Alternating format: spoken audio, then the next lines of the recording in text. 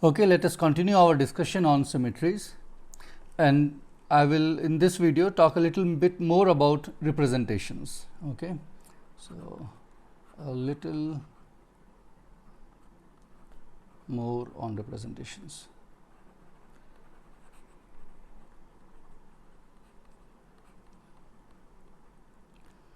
Okay, it will be mostly what I have said before, but maybe a few points here and there, and hopefully this repetition will also will help in understanding this. So, we have looked at Lorentz group before, and we have already seen some representations of the Lorentz group. So, Lorentz group, and the two representations that we have encountered so far are scalar representation and vector representation. Okay, these we have explicitly seen. So, in the case of scalar representations, things were easy. All the matrices lambda, okay, the transformation matrix lambda, okay, they were all mapped to identity. Okay, they were all equal to 1. Okay, and this forms a representation because this choice satisfies the multiplication law. Okay. So, for example, if you have lambda 1 as one element of the group, lambda 2 as another element of the group, and multiplication of these three give you some element which let us call lambda 3, okay, and you have such multiplications defined for all the elements of the group. This multiplication will be trivially satisfied if all the lambdas, lambda 1, lambda 2, lambda 3, okay, in this case the group is continuous, so it does not make so much sense to count them like this, but nevertheless, if you were to identify all the matrices with 1, say all of them are equal to 1, then the multiplication rule will be trivially satisfied, okay, because here if lambda 3 is 1, lambda 2 is 1, lambda 1 is 1, then the product is also 1 times 1 is 1, so it is going to be satisfied. Okay. So, clearly this forms a representation, and that that we have seen before, and then we have seen another representation, that is vector representation. Okay.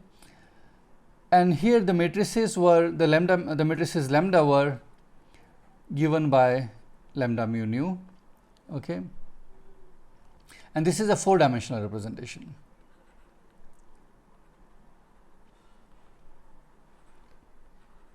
Meaning the matrices are 4 cross 4. Here the representation is 1-dimensional.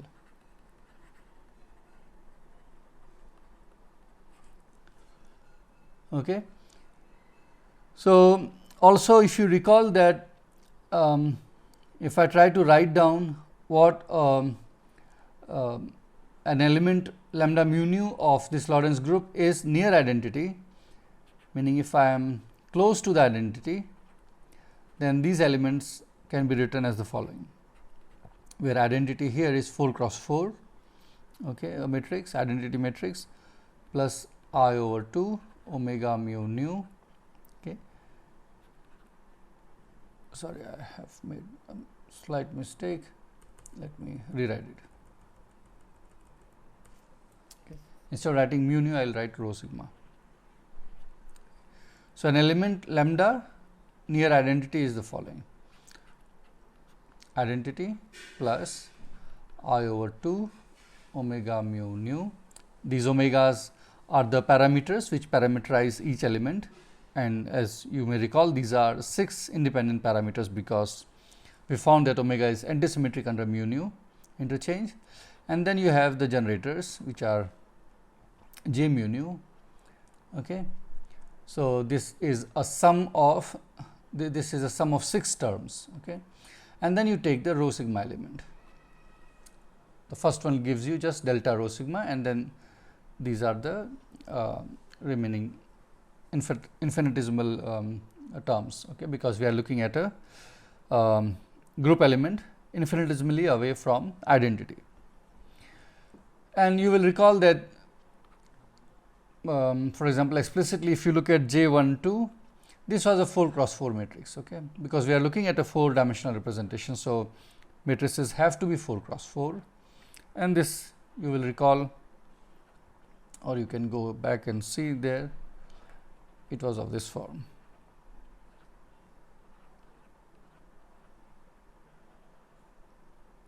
Okay. Okay, good. See, the diagonal entries have to be 0, because if you put omegas to 0, I mean identity is here, right. So, this have to be 0, because identity is the one which has all the diagonal entries equal to 1.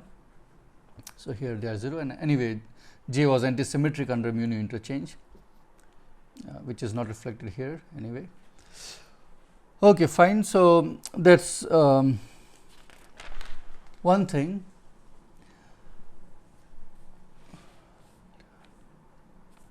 Now, you recall that we also wrote these generators slightly differently and wrote them as this. So, the parameters, we instead of writing omega mu nus, we can also choose 6 parameters beta 1, beta 2, beta 3, which correspond to boosts, and the generators are k i's, okay, and I runs from 1 to 3, and again to 3, and then you had these 3 rotations, rho sigma. See, this rho sigma gives you the elements of these matrices J and K, and J and K are built out of J mu nus. So, if you recall, the K I was J 0 I and J I was half epsilon I j k j j k, okay, with summation over J and K. Okay, and you also know that you need to know the commutators between these generators. Okay, they define the algebra of this group, and we had found that if you look at the generator commutations, so you have J's and K's, and I will write down the commutations for commutation relations for all of them. So, if you take the commutation between the two J's, you get okay.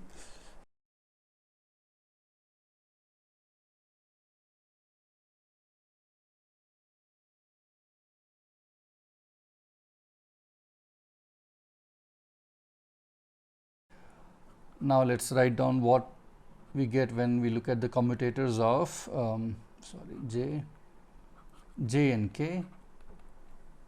You get, and here K, okay, here is K, not J. And then also if you look at the commutation of two boost generators.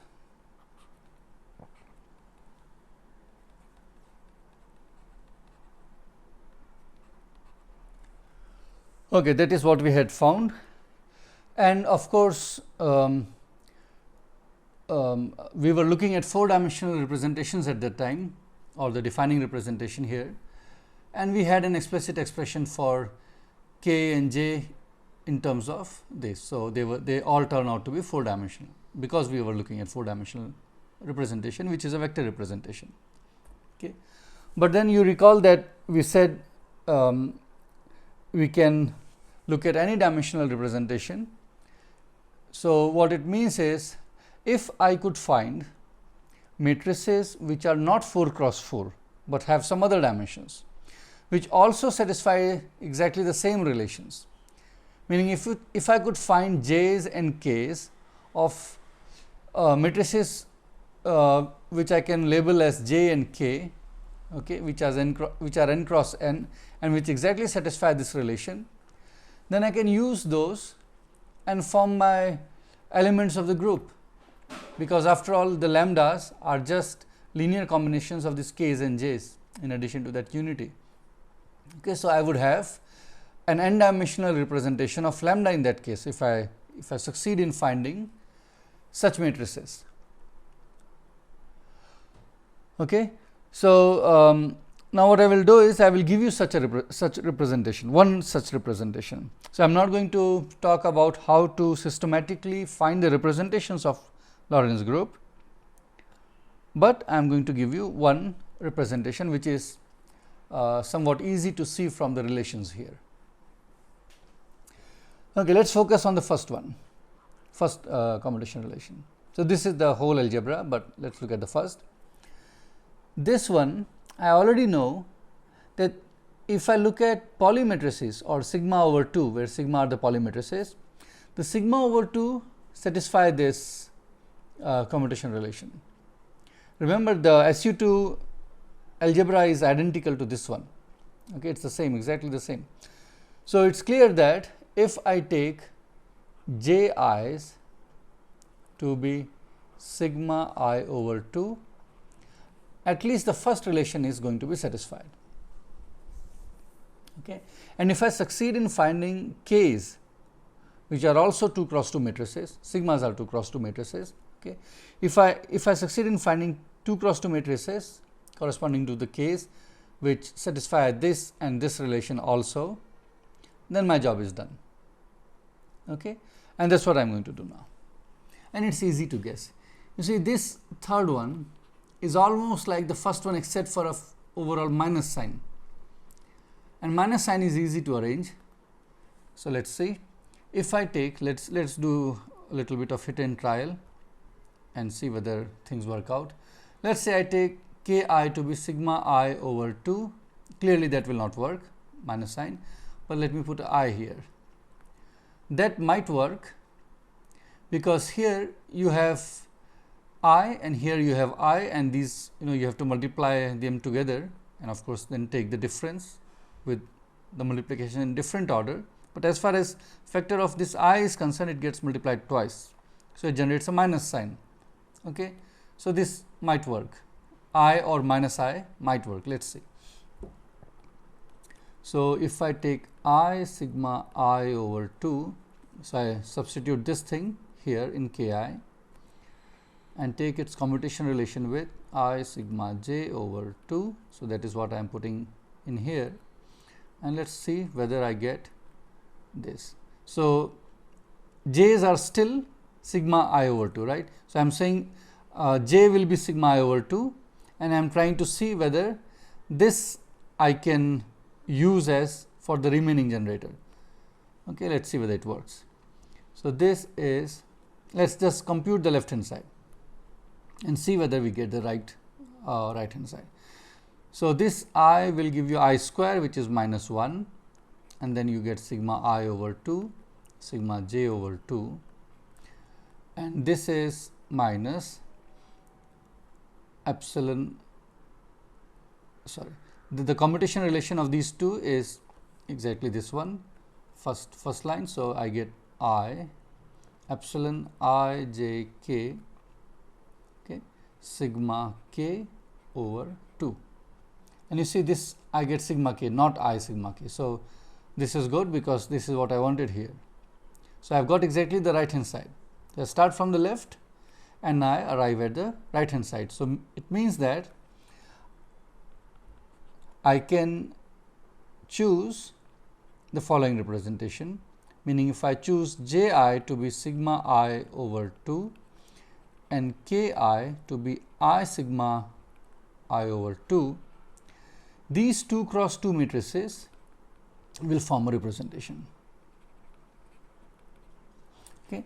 So, these 2 cross 2 matrices form a representation of the algebra, but then that algebra you can the generators you can put in here, and you can get a element lambda rho sigma, which is at an infinitesimal distance, or which is infinitesimally away from the identity. So, you get the group elements. So, here I have given you an example of a 2 cross 2 representation. Okay. And this is called a spinor representation.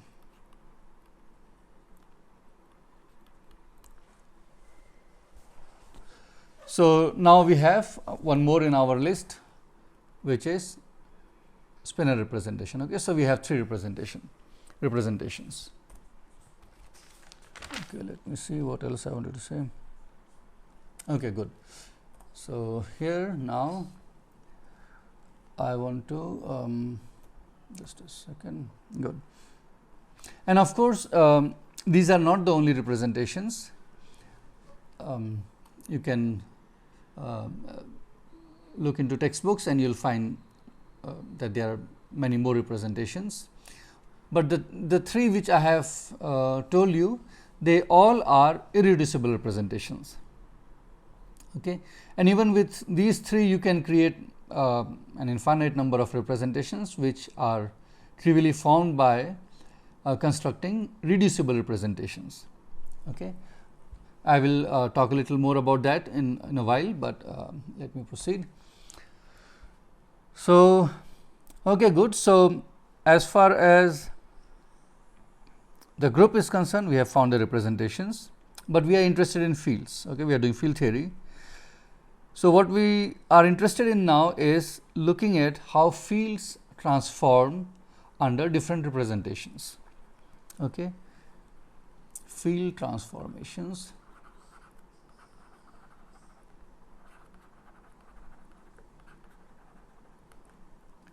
under different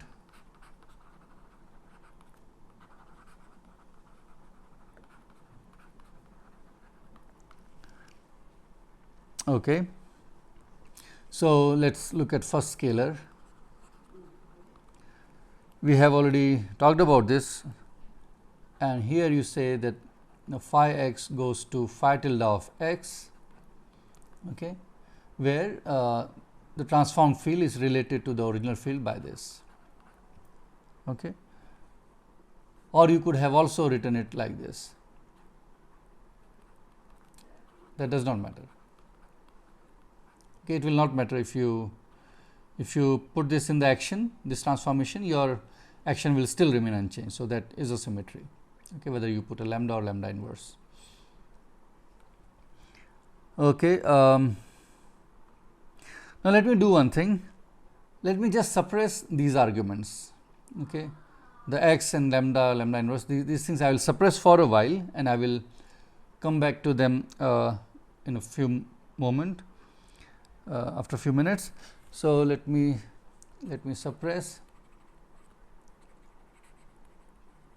Okay, I suppress not because it is not important and that everything will be fine. I just want to retain your attention towards the things which I am trying to clarify here, and I do not wish to have this additional complication arising from the arguments at the moment, and that is why I am suppressing. Okay, I will make everything correct in a moment. Suppress the argument of the fields. Okay. So, for scalar then I will write as a little with some inaccuracy that phi goes to phi tilde, which is same as phi. Okay. How about vector? Vector fields.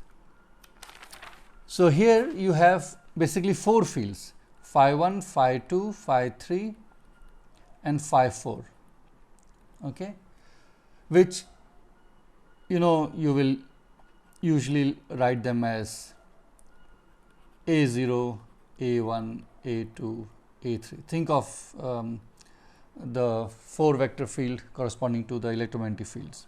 Okay. So, this one, or even in short A mu, okay, where mu runs from 0 to 3. So, these are the 4 fields A0, A1, A2, A3, okay, or phi 1, phi 2, phi 3, phi 4, whichever way you like it. And how does A mu transform? A mu transforms in the following way. So, see, remember I have to talk about a representation. So, A mu goes to A tilde mu, which is lambda mu nu A nu. So, that is the transformation law. Okay. These components A0, A1, A2 and A3, they are mixing with this matrix. Okay. So, this is a linear transformation because multiplying with the matrix is a linear transformation, and this is how they mix. Okay, so A tilde 0 is lambda 0 nu A nu, where there is a summation over nu. Okay, so all the 4 components mix here. Okay, and we have now today seen a 2-dimensional representation, which I said a spinor representation, and here because it is 2-dimensional, it will act on fields. I mean, it will act on a field which has 2 components. Let me call it phi 1 and phi 2. So, like here you had 4 components, because your matrix lambda was 4 cross 4. Okay, so 4 cross 4 thing multiplying on a column of on a 4 column. So, here you will have a matrix corresponding to lambda as a 2 cross 2 matrix. So, here let me write as phi alpha, does not matter up or down, okay, where alpha is takes values 1 and 2. So, what will be the transformation rule for this? It will be phi alpha. No, let me not write phi.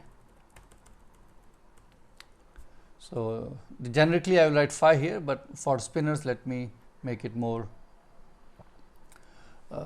use a different symbol. So, xi, this is xi, zeta xi, yeah, correct, it is xi. So, xi is there are 2 xi. So, because alpha takes values 1 and 2, okay, the same thing here, phi 1 phi 2 or equivalently xi 1 xi 2, whatever you write, just symbols. So, how does the spinors transform? The spinors transform like this.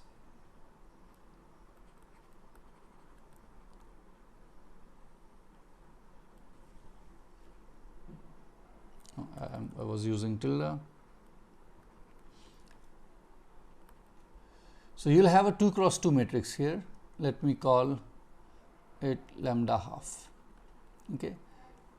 Do not worry about the half here. This entire thing is a 2 cross 2 matrix times, and the matrix will have indices, okay, 2 indices, alpha beta, and then you have xi, okay, xi beta. Okay, there is a summation over beta. And what is lambda half? That you already know. Lambda half is this. So, take this expression for example, and put k's and j's as the 2 cross 2 representation, these ones, and then you construct the lambda half. Okay. So, given a boost and rotation parameters, you can construct the lambda half. So, this will be a 2-dimensional representation. Okay. So, here in this case the matrix which was multiplying was 1, here you had 4 cross 4 matrices, here you have 2 cross 2 matrices, and if you had instead of these any other n dimensional representation,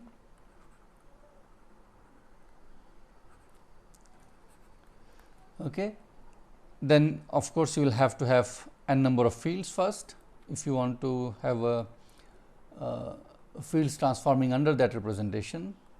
Okay. So, you have phi, I am still suppressing the arguments. So, phi of what I was writing A, okay, under this group it will go to phi tilde of A, which will be S A B. Okay. So, given a element of the group, Lorentz group lambda, you will have its corresponding matrix S, okay, which is the element of which I am writing as S A B, okay, and A and B run from 1 to n.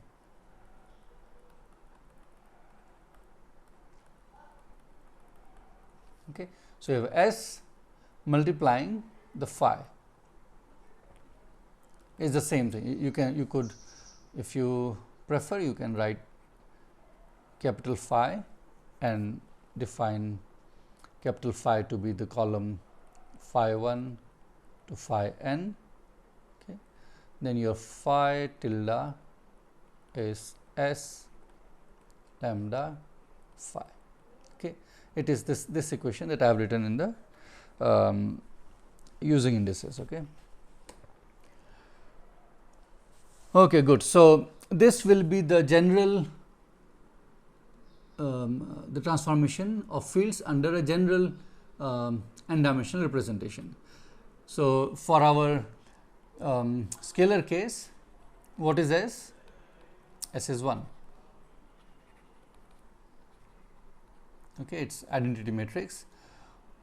What is it for vector? Your S, instead of writing A B, I will write mu nu, and this is lambda mu nu. Okay. Do not worry that why mu and nu are down here, but they are one up, one down here. It is just that this S is given by these 4 cross 4 matrices, and here you will have A nu contracting. So, this is fine. And then similarly for your spinor representation, your S alpha beta, where alpha and beta run from 1 to 2,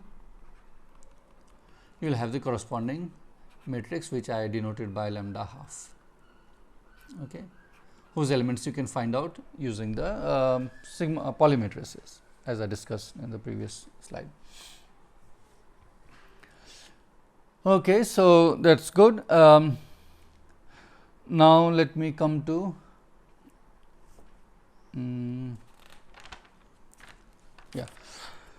I will still keep suppressing the argument, and let us write down what it will be for a general n-dimensional representation when we are looking at a infinitesimal transformation. So, for infinitesimal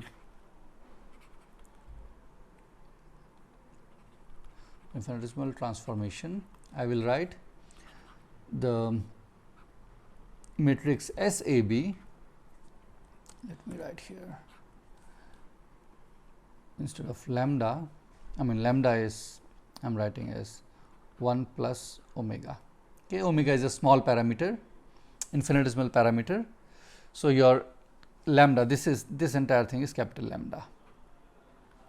Okay, and this is the matrix representing it. This will be, of course, delta AB. If you are writing it as matrix, this will be an n cross n matrix, okay, plus I over 2 omega mu nu. Okay. Let me go before I write this. Let me show you the thing which we had before. Yeah, here we had this, right. So, this is exactly the same thing I am writing. It's here it was 4 cross 4, everything was 4 cross 4, the j's were 4 cross 4, but instead of this 4 cross 4 thing, I will have some n cross n thing, right. And instead of these row sigma, you will have these indices which run from 1 to n. Here they ran from 1 to 4. So, I am basically writing this thing in the more general case. It is exactly this thing being written. Okay. Here it was a 4-dimensional representation. So, I have now omega mu nu. These are the parameters, 6 of them, and let me denote by capital sigma. This is not fully standard, but semi standard notation. Many authors use it.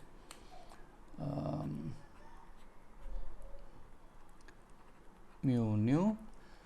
So, up to now I have just said that I have 6 parameters and 6 generators. So, this is a sum of 6 terms, okay, sum of 6 terms and containing these 6 generators, but I should now have also the matrix elements, right, because I am writing here on the left hand side the matrix elements of S, and that I indicate by this. So, sigma mu nu AB, this AB are going to give you the matrix the elements of this matrix, okay, that they label the elements of the matrix, and of course, you will have order omega square terms, which we will not consider here because we need only this.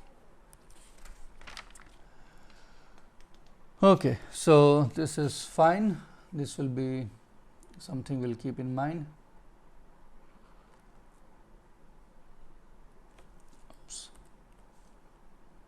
let's see if I can make a box.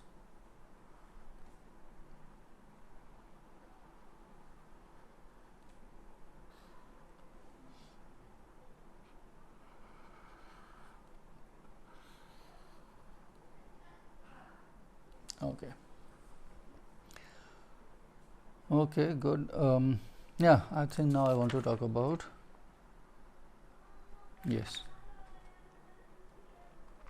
Yeah. Let's now talk about the arguments of the fields. So, arguments.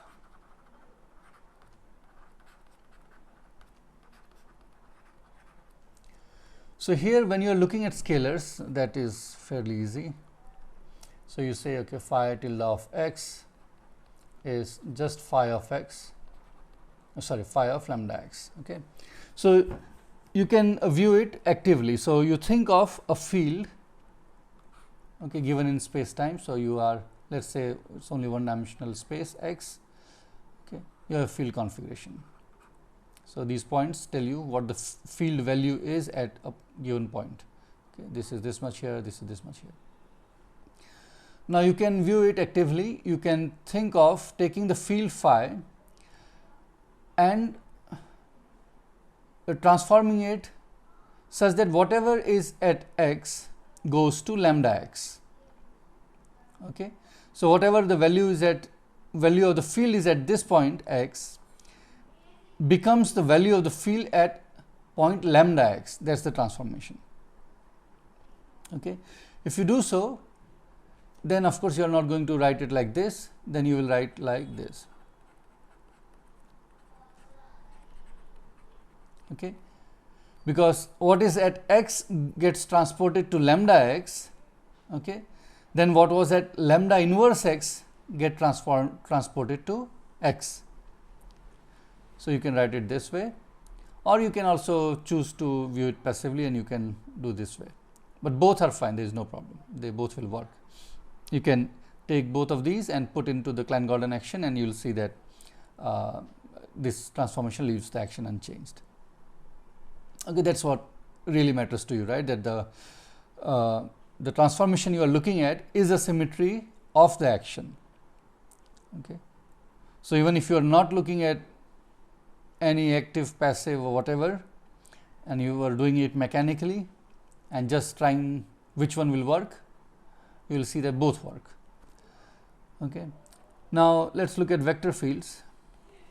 Let us again keep the active transformation in view. So, now let us say my fields are A is, let us look at one of them, A0. Again I do the same thing. I imagine transforming field such that whatever value the field had at this point x, that gets transformed, okay, to lambda x, point lambda x. So, again what was at lambda inverse x gets transformed to lambda x, no sorry, to x. So, whatever was the value at lambda inverse x, that will go to x, or equivalently whatever was at lambda x will go to x. So, either this way you want to do or that way you want to do. So, let us do it this way actively. Okay. But then you know that field is not going to just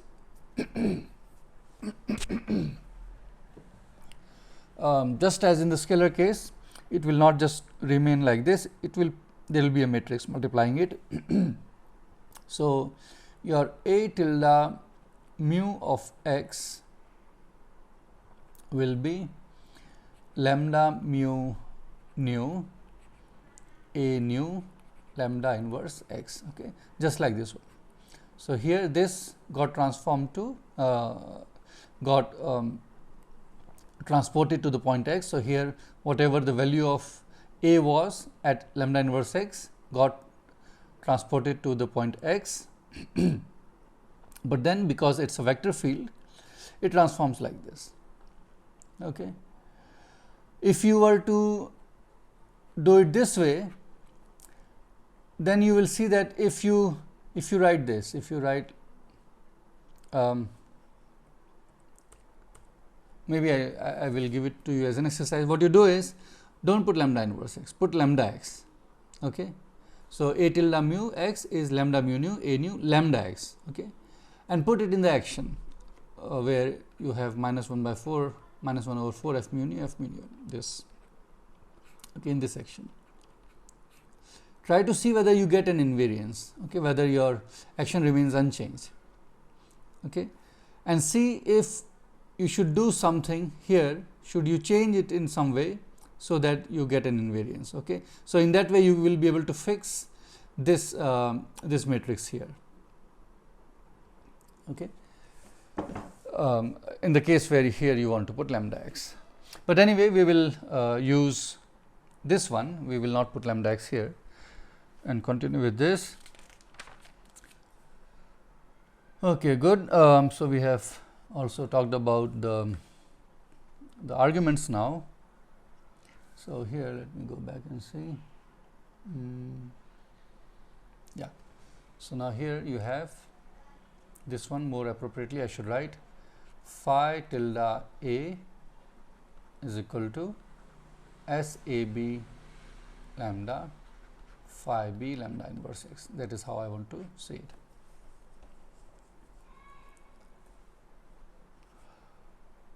Okay. Okay, so as I said before that I have been talking about irreducible representations till now, but we can look at reducible representations also. Let me remind you what reducible representation is. I think I can go back and see where it was written first. Here.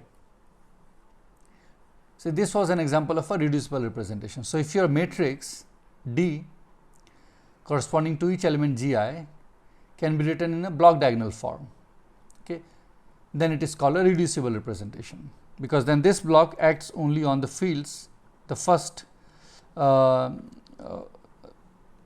few fields, and that number depends on what is the dimension of this representation, and this one acts only on the remaining ones and they never bother each other.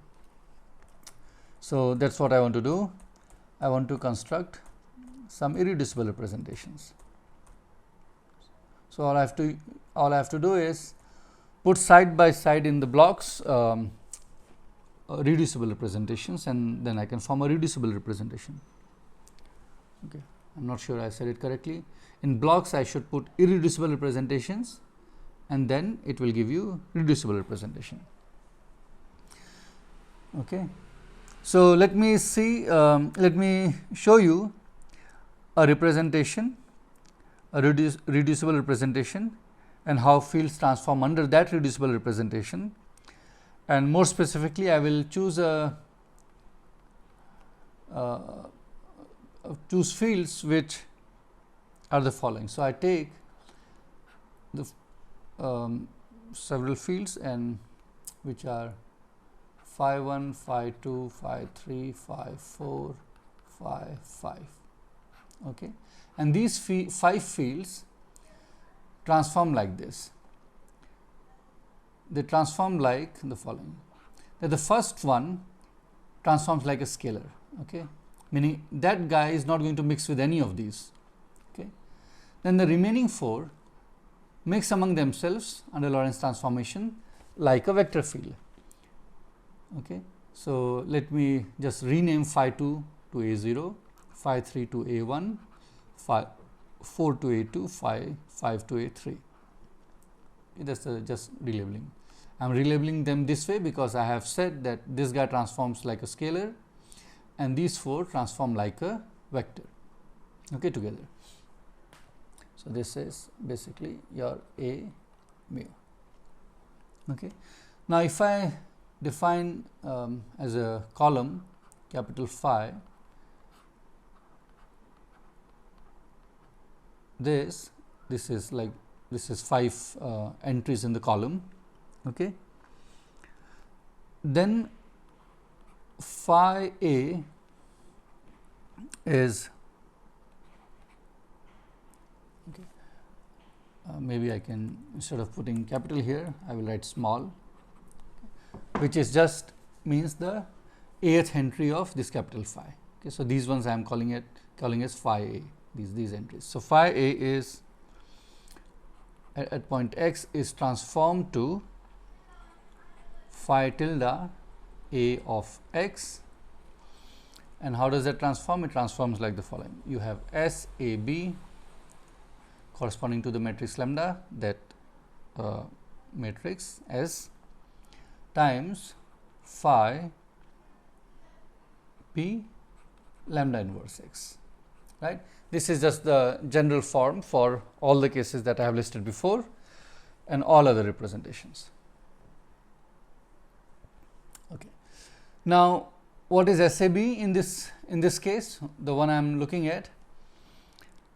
So, it is clear that S, I am just writing the matrix directly instead of elements, will be this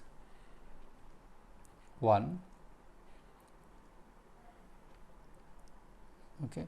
And then here you will have lambda mu nu, okay, because these A mu's transform according to lambda mu nu, 4 cross 4. So, this is 4 cross 4 piece and this here, right. So, this one acts on phi, this piece again gives you phi, and this will just transform the remaining A's, the remaining these 4 according to a 4 vector. Okay, let me give you one more example of a reducible representation. So, now in this case I am imagining that I have a theory in which I have a scalar field, one scalar field only. You could have imagined several, but let us say one. You also have an A mu. So, 4 fields here which correspond to a vector field, and a xi, a spinor field, 2 basically, alpha takes values 1 and 2, but I have written like this. Okay. So, these are in total 4, 2 6 and 1 7, these are 7 fields. Okay. And for them what will be S? Your S will be 1, then you have lambda mu nu, this is a 4 cross 4 block,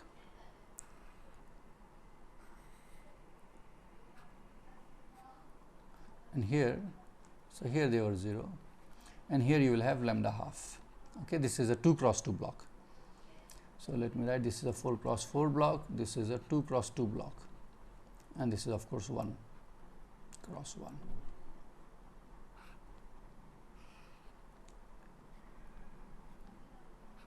In other words, all off diagonal entries are 0. Okay. So, that is what your S is.